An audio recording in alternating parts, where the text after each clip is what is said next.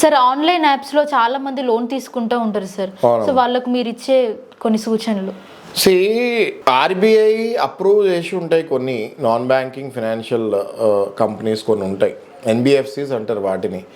బ్యాంకులు అంటే అందరికీ తెలుసు, HDFC bank, ICICI bank, Kotak bank, ఈ బ్యాంక్ ఆ బ్యాంక్ అందరికీ తెలుసు, ఎస్బీఐ అందరికి తెలుసు, ఆంధ్ర బ్యాంక్, పంజాబ్ బ్యాంక్ అందరికి తెలుసు. కానీ ఎప్పుడైతే ఎన్బిఎఫ్సిస్ ఉంటాయో వాటి పేర్లు జనాలకి సరిగ్గా తెలియదు. ఈ మధ్యకాలంలో ఎన్బిఎఫ్సి సంఖ్య కూడా బాగా పెరిగింది. కొంతమంది దొంగ లోన్ యాప్స్ వాళ్ళు ఉన్న పేరుకి దగ్గరలో ఒక పేరు పెట్టి ఫోన్లు చేసి ఆన్లైన్ లోన్ పేరిట మీకు లోన్ ఇచ్చి ఆ తర్వాత మొబైల్లో ఎలో అని అన్నీ వస్తుంటాయి.